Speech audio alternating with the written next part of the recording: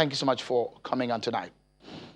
I'm now being joined on the program by the Senate Committee Chairman on Health, Senator Ibrahim Olori-Egbe, and also Honorable Tajuddin Yusuf, a member of the House of Representatives. Both of them are in our Abuja studio. Thank you, gentlemen, for coming on tonight. Let's begin this conversation on the issues of palliatives. It does look like the National Assembly leadership are not happy. But from the office of the President's Advisor on Social Investment, Miriam Uwais, she sent out a 5-page release debunking some of the things that the leadership of the National Assembly has said, saying that some of them are not true. Let's begin this conversation on Senator Olori-Egbe about the palliatives. So far, you're a medical doctor. First and foremost, let's get your thoughts on the medical expert that came from China. What are your thoughts on this? Well, I think the briefings I have, they are not medical experts per se in terms of experts coming to provide treatment or when you say support. The briefings I had, which was sent to me by the Minister of Health, read that the Chinese company, CCC, as part of social responsibility, is providing materials worth $100,000 with some medical personnel that will come to install some of those equipment and provide basic training on the use of the equipment. As far as I'm concerned, and as a medical doctor in Nigeria who has been in the sector for the past 35 years, Nigeria is one of the countries with very good, skillful, and competent personnel. Besides, as far as this intervention is concerned, so far it's been good. If you look at the treatment protocols, you look at our response, even the World Health Organization has commended the country. So, to me, I don't think any expert is coming to be able to now provide intervention, but rather, just like it's happening all over the world, even the biggest country in the world, America, is receiving support of medical equipment and materials, even from China and from elsewhere, because there's a global shortage of such. And that assistance we need. But the emphasis that is given as if the experts are coming to be able to teach the Nigerian medical personnel on how to handle the pandemic is wrong and it's not correct, and I'm not in support of that. And that's why the official briefing did not say, so when they're talking, I think the way it is coined, as if the Chinese are coming to teach us or provide us with expertise. Yes, China has responded, but I must also say that based on my interaction both with the ministry and even with the medical association who has made the response, the situations are different. It's not the same all over the world. The epidemic behavior, I mean, the coronavirus is a novel virus, which has not been studied greatly. It just emerging. So what has happened in various climes is quite different. What is happening in Nigeria is different from what has happened in China or what has happened in Europe and America. There may be some similarities. But for example, I've been watching the epidemics in Nigeria. We don't know the level of virulence. But if you see that based on the containment and the suppression activities we are doing now, community transmission is still quite low. As at yesterday, the release by NCDC showed of the 254 cases, about 36% are direct people that came from abroad, and another 25 countries. It may not be similar in China. So as such, my position, and I think that's the position of my committee, is that it's not that expertise are coming, but because they are providing us with some materials and equipment, they have to provide this. The second thing is this. We discuss it. We have our national regulation and rules. No any other medically qualified person outside this country can practice here without the approval of the regulatory bodies. If you're a doctor, Medical and Dental Council of Nigeria must give you the permission and approval based on the assessment of your qualification. If you're a nurse, Nursing and Midwifery Council must do that. If you're a laboratory scientist, the Medical Laboratory Council is there. So these are things that are there. So there's no any expertise that will come and practice here without all those ones. So the Chinese are Senator not here. Senator Olori-Egbe, apologies if I'm a scientists, as scientists, they may provide us. Yeah, because from the Chinese ambassador, just a moment. All right, just a moment, Senator Olori-Egbe. The Chinese ambassador said that the medical team from China will be assisting in containing the virus, and they have expertise in infectious disease, respiratory illnesses, cardiology, and intensive care. Are you concerned that the Nigerian Medical Association, for example, as a leading medical body in Nigeria, has raised concern and has raised a red flag, has raised concern, and has raised a red flag about help from China? I'm very much concerned, and I think our position is no. What you said, the ambassador has said, is different from what officially the Minister of Health submitted to me. Because when the issue came up, as the chairman of the Health Committee, I interfaced with the Medical Association at their part and with the Federal Minister of Health. And the minister sent me the document. And that document did not say all this, you are saying, infectious expert, respiratory expert. I don't think we need that, and I don't think we'll accept that. And that is not acceptable as a lawmaker, as a medical practitioner, and somebody that has been within the profession and that has actively practiced in it. Our law does not permit that. I mean, no expert can come and say but what I can say that could happen is that scientists all over the world, we have exchange of ideas. Even before now, the head of NCDC in Nigeria had been taken as part of the global scientists by WHO to China. Senator Oleregbe, let's get Honorable Yusuf. Let's get Honorable Yusuf into the conversation, and let me get his view as a member of the Green Chamber. Honorable Yusuf, what is your thought, what do you think about the Chinese giving Nigeria help in these areas that I've mentioned earlier? Just like this distinguished senator said, the kind of help given matters. If they are coming to provide technical support, fine. But to come as doctors to help us with infectious disease, no. And like he said, I'm not a doctor, but I'm aware that even the nature and the characteristic of the virus is different from country to country. The fact that it's called coronavirus does not mean what the way it manifests in Nigeria is the same way it manifests in China. There are a bit of differences. So, and I am aware that all over the world, Nigerian doctors and medical practitioners are not the best. There is a global shortage of medical doctors, and I read somewhere, and they advise that we should come to Nigeria to look for now, and for us to not to further compound this challenge. I'm aware that the Green Chamber is with the Senate on this agenda, and we are saying for now, we do not need this expertise, in quote. So I agree with the senator that is not what we are told. If it's different from what we are told, we're saying no to it. And come to think of it, $100,000 equipment. That's all. That is what the hype. Why the hype? Why the hype? Why the hype? 100,000 worth of equipment. That's what CCC is bringing to Nigeria. And we're giving this publicity, this attention. I don't know. Maybe there's something more than what we know. As of now, that is the information available, and I think we do not need such.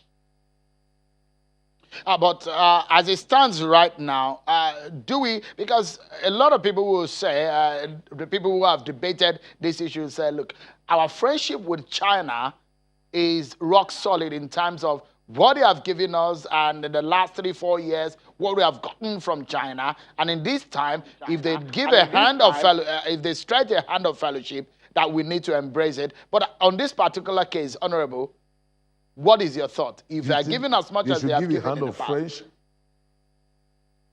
A hand of friendship that is detrimental to our health system and to the protocol that has been established to help us curtail this.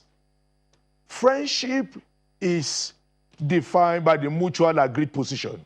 And I must say, and this is not even Chinese government per se, it's a company that made this offer. And nobody is saying we will not take if they're bringing equipment and whatever. But we do not need medical doctors. And come to think of it again, I think there are a lot of other things we might need.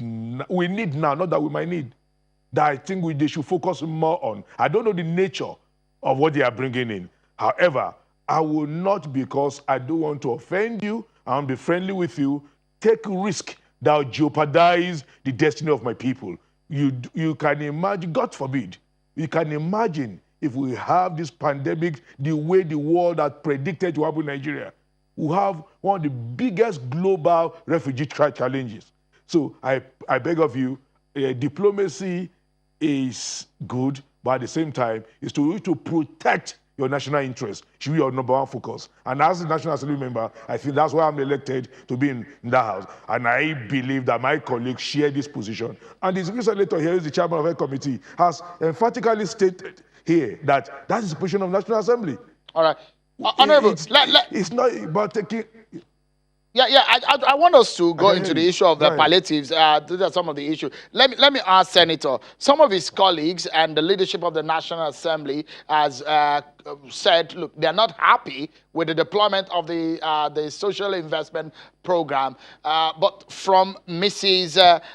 Miriam Weiss, she said it is not true that if some of the National Assembly members do not directly know those who are benefiting from these programs, that they do not exist.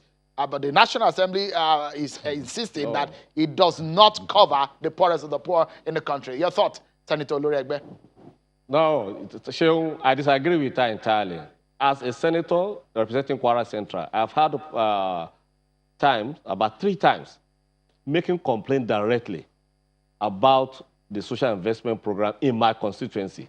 Because I had information from my aides at home that there are some beneficiaries who get the benefit, who write in exotic cars, and they are beneficiaries of SIP, and they are on the list. I've made this complaint directly to the officers concerned, and the officer then told me, oh, they will conduct investigation and come back to me. So it is happening that it is not. Besides, even before the COVID-19, we've had a discussion at the National Assembly. That's why the leadership raised it out about our concern about the social investment program, how is it going. The other thing is that even during this COVID, with due respect, when the Ministry of Humanitarian announced that they will be doing school feeding program through One Way, I raised the issue with the leadership, personally myself as a medical doctor, that when children are at home, how do you want to do school feeding program? And somebody from the ministry, and I contacted a staff of the ministry directly, director, and he said, oh, they are not using it directly, they will use the cook. What they will do is they will use the principal that they will go and find the children and give them raw food. I said, how do you do that? Does every child has in Nigeria, where the people we represent? This, as wide as anything, I represent most of my constituent urban area. People travel distance to go to a school. So how do we say social distancing lockdown? So it's not effective. We are concerned as representatives of people and people that appropriate money for that particular program. Senator, so there are things that need to change. Yeah, so I'm in support of my leadership, and based on personal experience, I think we are not in support of what Mariam has said. What she said, we are on the ground, we have our constituents, and our constituents are supposed to be the beneficiary, and this is what we are saying. All right, Senator, we'll take a break, and when we come back, there are a few issues. We have the list of some of the promises and the palliatives that President Buhari has reeled out to the nation. We'll give you an understanding of what these are and whether Nigerians are getting them. That's our discussion when we come back from the break, everyone. Join us again. Thank you so much, everyone, for staying with us. So a lot of people who are staying at home and were expecting some palliatives from the government, as promised by President Buhari, already agitated. The National Assembly called the minister who is in charge, that's the Minister of Humanitarian Affairs, to the National Assembly. And, well, let's take a look at some of those things that the president promised and that the federal government said that it will do in the process of this lockdown and to alleviate the sufferings of Nigerians at this period. Some of the palliatives, 150 million stabilization fund to augment the FAC disbursement. That's the federal allocation given to state governments and local governments monthly. The shortfall in that $150 million have been applied for. 500 billion COVID-19 crisis intervention fund, 20,000 cash transfer to individuals, 3 months moratorium to some people who have gotten loans that their loans may not be paid back at some point. There's a farmer and traders, trader money and farmer money scheme that will kick off. The CBN's credit relief for SMEs, about $136 million. There is going to be from 9% to 5% reduction of bank interest rate retroactively to March 1, the 1st of March, and also expected loan from IMF to the World Bank, and also a loan from the African Development Bank. These are some of the strategies that have been outlined by the federal government. But when the minister appeared before the National Assembly. Some of the things that Mrs. Uwais, who is in charge, is the advisor to the president on social investment, has said that the National Assembly has said that the project got 2 trillion naira. She said it is untrue. Mrs. Uwais also said that the fact that the National Assembly leadership said that they do not know the beneficiaries, that it is regrettable and dangerous. She also said that the leadership of the Senate also stated that the NSIP information was not accessible to the National Assembly. The woman said it is untrue. Well, I spoke earlier with the minority leader of in the House of Reps, Honorable Undudi Elumelu, who also said that the minister and some of our team could not defend themselves. They could not provide the list of the beneficiaries. And tonight we're breaking some of these issues down for you. So 2 members of the National Assembly, Senator Ibrahim Olori-Egbe and Honorable Tajuddin Yusuf. Thank you so much for coming in. Let me get your view, Honorable Tajuddin Yusuf. The woman who is in charge, Mrs. Uwais, said some of the allegations raised or issues raised by the leadership of the National Assembly, they are untrue. I don't expect her to say anything contrary. But the fact remains that I represent a constituency by the grace of God for the past 8 years. And this project, this program started 2015 or 16. And I cannot till date identify the beneficiary. Of recent, I saw a document where a primary school was listed in my place. And under that, a number of participants or those who received this so-called palliative in that primary school is about 2,000 plus. How can 2,000 plus people in my constituency that have been represented for 8 years, and I'm not aware? The other part of it is that the COVID-19 does not know boundaries. It's not restricted to those who are on this social policy before now. The hard hit today are those who go to work daily, who earn their living by working every day, but who cannot step out and do their normal work, the artisans and what have you. How are they captured? And in the first day of stepping out, we were told that 3 billion naira had been disbursed. How? Where? Then you now find a group of 4 or 5 persons still gather somewhere and put cash on the table. I don't expect her to agree with us, but the fact is that let her present her facts. And let's verify. Honorable Yusuf, apologies. Are you saying that the monies are being mismanaged or that they are not properly well handled?